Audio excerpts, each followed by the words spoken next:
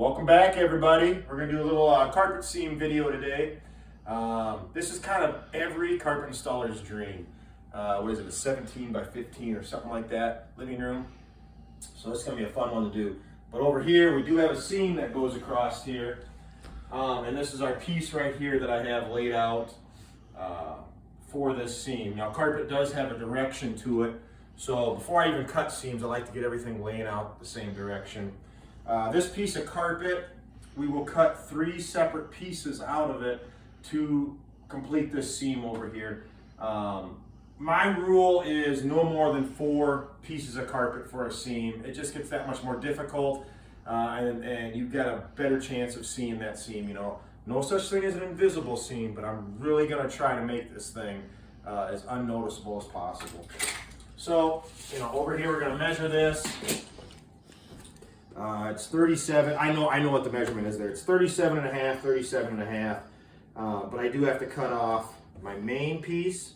So what I'm going to do is I'm going to, you know, add a couple extra inches. So just to make the math simple, I'm going to go, we're at 3 foot, 1.5, let's say. I'm just going to cut 3 foot 6 on all these pieces. And I know that it's 12 foot wide goods. Divided by 3 foot 6, I'm going to have plenty to cut. I can cut up to 4 feet and be fine with that. So we're going to cut 3 at 3 foot 6. This carpet here has the light line, dark line, light line, dark line. And as an installer, I absolutely hate it. I think it's just a nightmare sometimes. But you're definitely going to have to use the row pencils, row cut. So, this one's going to have a light gray, dark gray. This is actually a piece of carpet that I stock. I think it's called Seattle's Best is the color Dreamweaver, and it could be Windsurf. I'm not 100% sure, but I think that's what it is. Windsurf 2, it's the heavier weight one.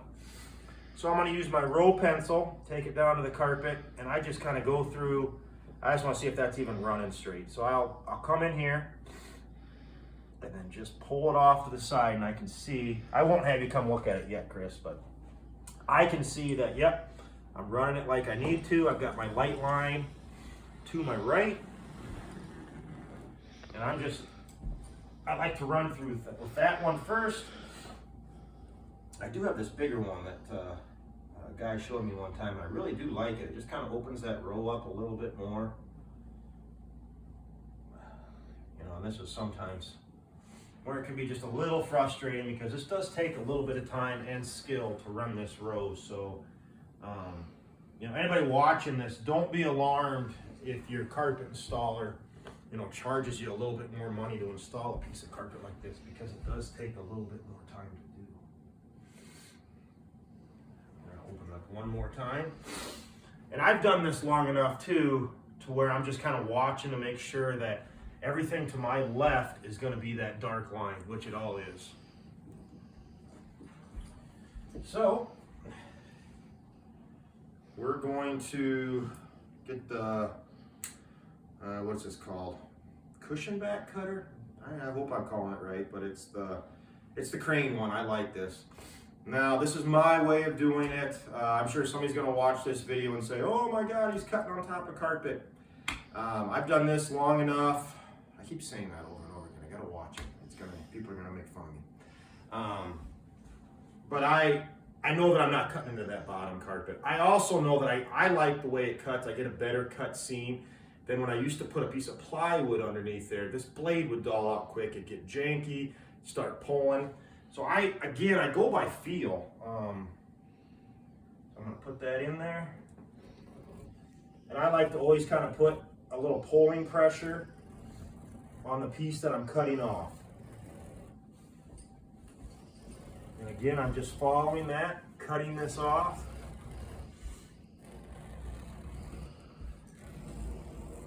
Voila. So Chris, I'm gonna have you come down. The lighting is terrible in here, guys. But I'm gonna have Chris kind of zoom in here. As you can see, this piece right here, all them dark rows. Now, can you get that at all, Chris? Yep. You got all them light rows. And that's what you want when I put this seam together. So the piece underneath here, I want to make sure when I cut that seam, all dark rows. So now what I'm going to do is I'm going to go ahead and measure out, and then cut 3 more pieces with all that light line. And so as an installer, you're watching this, you're like, oh yeah, I know exactly what he's talking about. That stuff is just miserable. Because I've had it where we put these together and you get the seam all done and you go to vacuum and you can see that little area like this, or whatever it is, of the 2 darks or the 2 lights. And it's, you did the best you can do. I'm not really sure. I would assume that it's probably something to do with the cost of making the material is why they do that barber pole. I'm not 100%. If somebody knows out there, leave a comment on why they do that. But again, I'm just going to run that row pencil straight down. This is a nice piece. I mean, I'll be honest with you guys, what's nice is, as an installer that sells his own material, I can stock. Once I find a piece that works, a good piece of material, I'm typically just going to buy that over and over again and keep working with it, because as an installer, I know, all carpet's pretty good. We're going to sell everything that's pretty good carpet, but I can make the product even better with a better installation. So what's going to be easier for me to install? And this piece right here, it's really nice. Like I said, it's pretty heavyweight. Easy enough to work with. And when I go to cut my seams, I just don't have a lot of issues. I mean, every once in a while you get one that kind of throws a wrench at you, but that's what it is. So, big thing, switch your knife blades around. Don't get complacent about that. You want good looking seams. Knife blades are cheap. Get good cuts on there. So again, the the blade that's coming out of the cushion back cutter is going to be closest to this piece of carpet here. I'm just going to, again, I just use enough pressure to cut through that backing. This time what I'm doing is I'm putting pressure here. I just want to keep that backing as tight, because once it gets a little loose underneath there, it just will not cut worth a hoot.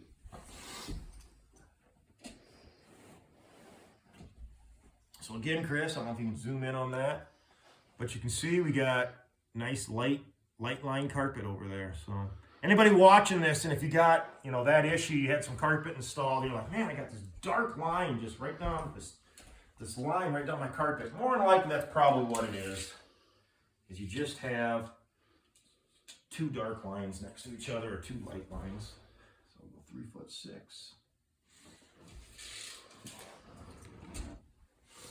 Well, I think I got, look at that. I might go buy a lotto ticket. First one I ran through is the light line.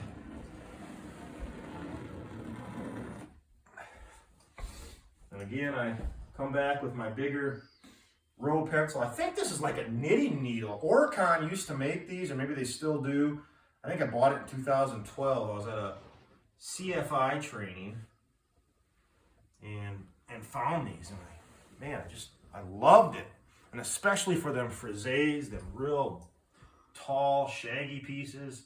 It's kind of hard to see that line. These come in perfect.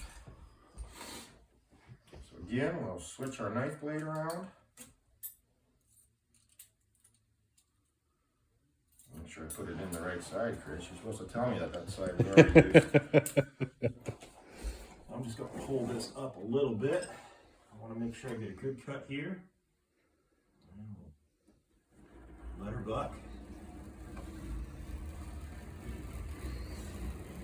And like I said, we're cutting on that carpet underneath. I'm sure somebody's going to see that and just flip out, but don't have any issues with it. So I'm going to keep doing it. So now we have our 3 pieces. And Chris, what I'm going to do is we're going to set everything up like it needs to go into here. So I might just have you go stand over there, Chris, while I pull everything around here. You can see that knife blade sitting on the floor. It's a nice thing about carrying your hardware Hank empty water bottle. Throw your knife blades in there. So again, that's where the seam's gonna go. These are my 3 pieces I've got cut. I know these need to be my seam edges. So all I'm going to do, let's just pull this one up.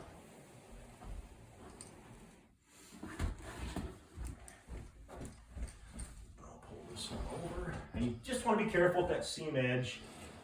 Don't get too crazy with it. I think what I'll do, because I know there's going to be extra on this, I'm just going to cut this one down.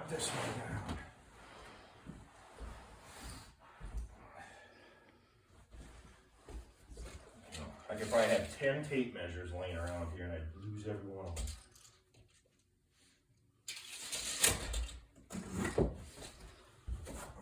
I could take my roll cutter and cut that, but my buddy, a guy I watch on YouTube quite a bit, Carpet Expert Blueprint, he's all about, no straight edges. So I try it every once in a while. I can appreciate the skill he has to do that. I'll be honest with you, I still have to use a straight edge, but every once in a while I can get a decent looking cut.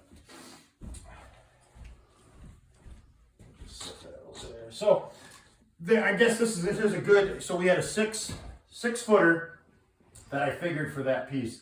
This is what's left from those pieces to cut to make that fill. So, as an installer, and like I said, I sell my own material. I try, I'm not in here, some guys might say, oh, the heck with it, you, the purchaser, the homeowner, whoever buying this might not know that you don't need another 12 foot by 18 feet of carpet in there. This is a great way to kind of see, I'm being honest about what we're doing here. You're not buying any extra. This is what you're buying extra, I don't even know if that's a square yard. Okay, so we'll cut cross seams here.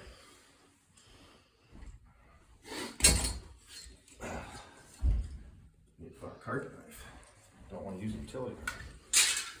So when I cut my cross seams, all these pieces, I need to kind of just make them square with each other. There's a whole bunch of different ways to do it. Some guys, what they'll do is they'll overlap a piece, trace cut, they'll cut a seam, they'll cut their cross seam on one piece, overlap it, trace cut it. I like to put my piece of carpet, my fill piece, I'm gonna call this, together before I even haul it over there to put the seam together. I think the bigger area I can keep working on it, the better cross seam I'm gonna get. So what I like to do is I'll flop this over, and I know both these edges are square, or square as they're gonna be, from the cutting. And I'll take a straight edge. I would grab the 3 foot straight edge when I cut 3'6", Chris. You're supposed to tell me to grab the 4 foot straight edge or the 5 foot or the 6 foot straight edge. How embarrassing. Back down to a B+. But you're back down to a B+. You were at an A- for the day so far. But there's still a lot of day left. So what I like to do is I take my and just square it up off that edge. And now I'm going to put that on there. Put my straight edge on there. And you can see everything's going to be, when I cut through, I'm going to have a nice square cut. Big thing, you don't want to shove this knife, because it is a knife, you're going to shear all them yarns up. You just put enough pressure on that knife. All I want to do is cut that back. And if I wanted to, I could bring the square over here, but for the 3 inches I have to cut, I think I can find this out pretty good here.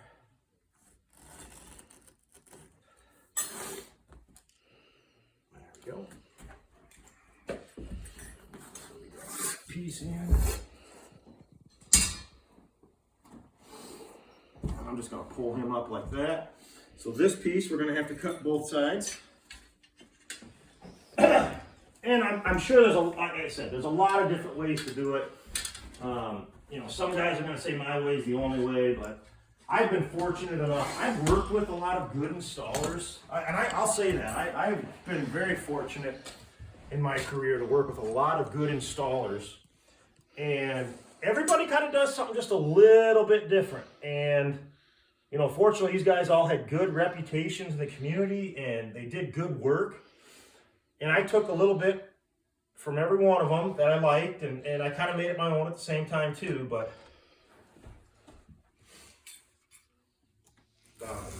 you know, there's just, like I said, there's always more than one way to do anything.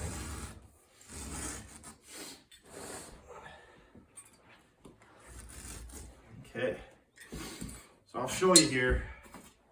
I don't know if you can zoom in on that, Chris, but that's the cut for my cross seam, and you can see it looks, how nice that looks. You know, there's, I bet if you look hard enough, you'll find a sheared yarn or two, but you know, we're gonna hopefully not have a whole bunch.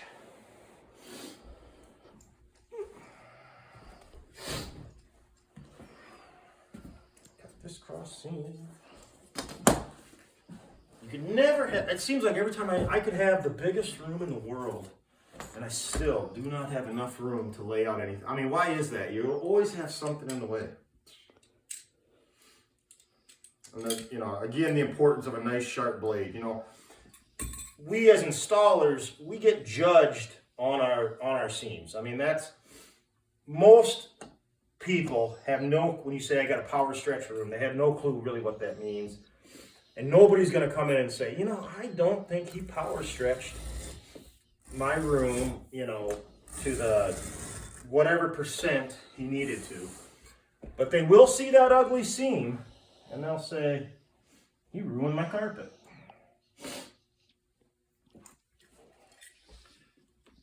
And that might not be the case, you know. I just, some carpets, well, here's a great example. Look at a t-shirt.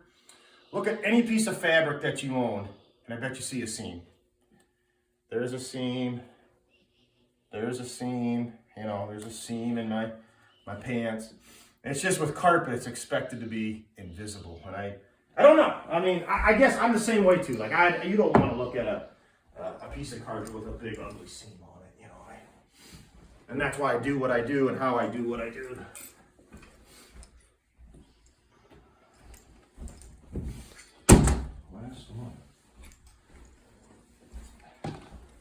Because who really wants to look at this room and see a line go all the way down one side, you know, and then through 2 lines going down the middle? Exactly.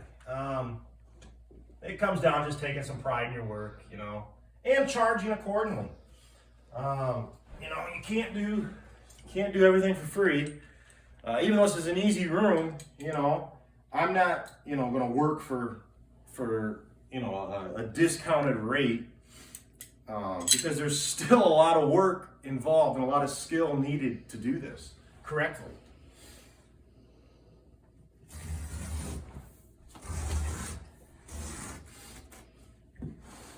What do we have for time on that video, Chris?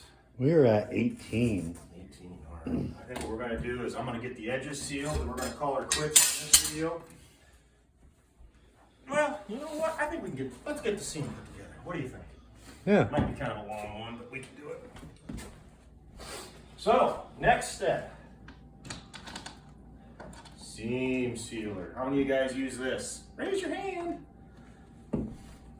On your cross seams especially. So, I use a thermoplastic sealer. You can use latex. There's a lot of them out there.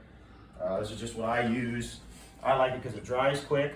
And so the idea of the seam sealer is just to keep this this cut here sealed so we don't get unraveling in the carpet. So with the hot glue though, thermoplastic, whatever you want to call it, you don't want to put this on and then drop it right back down on the carpet underneath there. You got to use some common sense.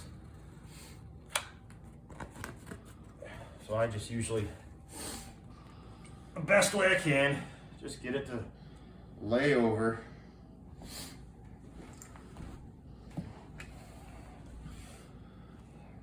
Yeah, I think what we'll do, Chris, is we'll get these sealed and then I'll put one of them together. That'll make a nice video. So I'll seal this one. And you can see, you know, this all takes time to do. And you try to do this the first time, it's, you know, it's gonna, hopefully you're watching this and see, wow, he makes that really look easy. I hope that's what you see. It's not. It's not. I mean, there's, you do it long enough, there's some skill that is definitely needed to do this. Okay. Put that one back. Just keep my fuzzies out. So I'm gonna come back to this once. I gotta fold that back, but I'm just gonna check this. And how do you check it, you ask? You just do the old touch test. If it feels hot and gooey, don't flop it back in. We'll hit this one.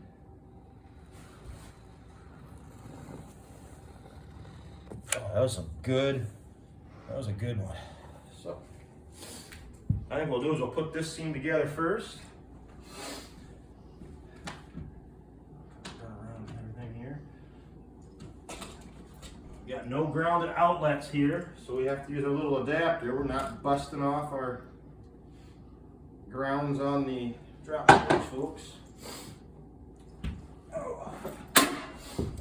And I like to use a seam board when putting my seams together.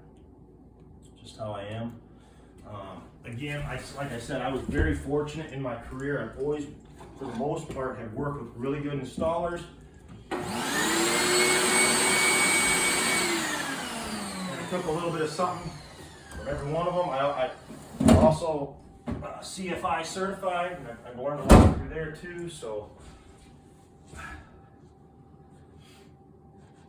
and I mean, we're putting a seam together on top of a piece of card. You got to be kind of careful here. So, we know this edge here needs to go up.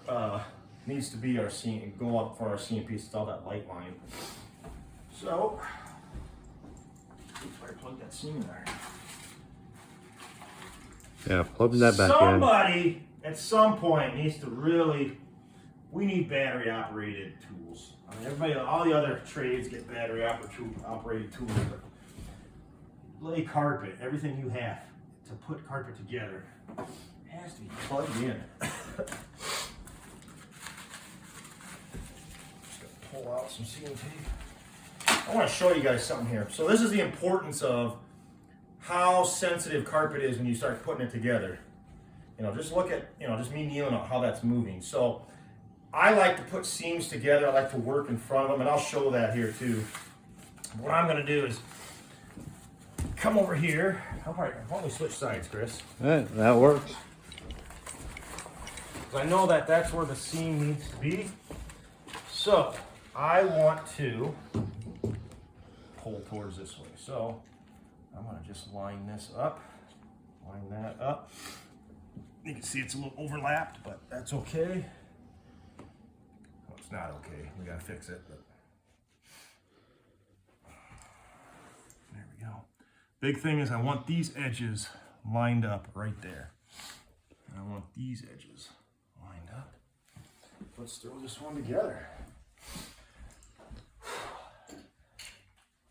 And I'll probably make another video with a little more detail on, you know, how I put seams together and all that. But this is kind of a quick overview, I guess.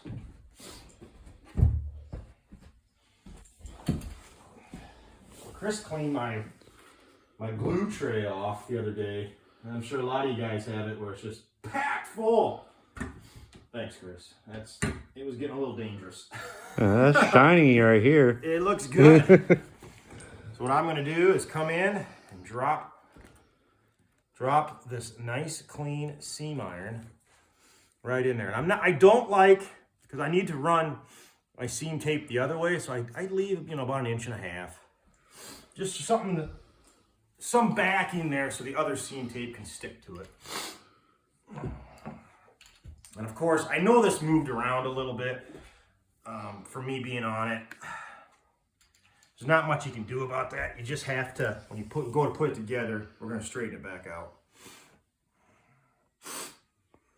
Let it get kind of gooey.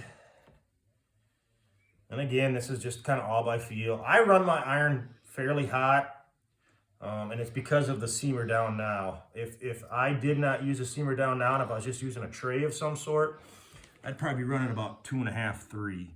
But with the seamer down now, it cools it so quick. I thought if I can get a little bit extra heat into that seam, I seem to get just a better sticking seam. Smooth roller, get that good adhesive into the back of that carpet. And again, just kind of work my carpet. I don't really know a good way to describe how to put a seam together other than, you know, everybody's going to do it a little different, and you just have to do it to learn how to do it. But you want that backing tight. And this is what I love about this thing. It's going to get a little like a shop vac. Sucking that adhesive right up into that backing.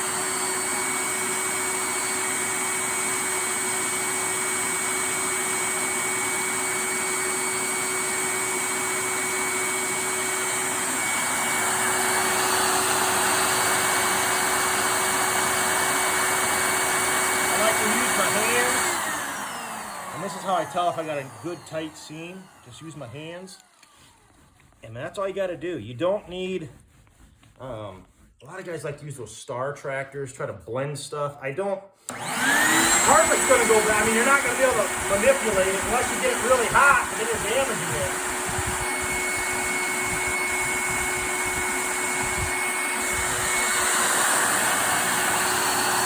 Again, I know it's a little tight there. Pull that piece, drop it in.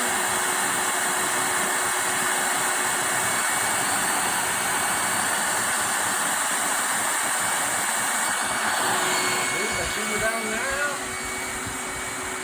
Bring that forward and over.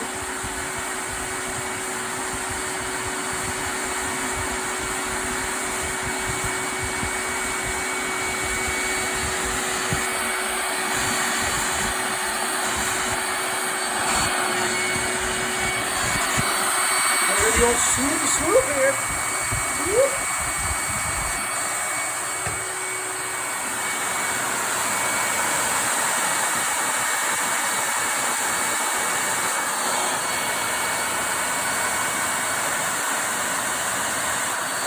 All right. How's that? You want to just zoom in back here, Chris? Yeah. You just see how nice this looks. Nice seam. Let her cool, so we'll check in with you guys again once we work on this seam. Thank you.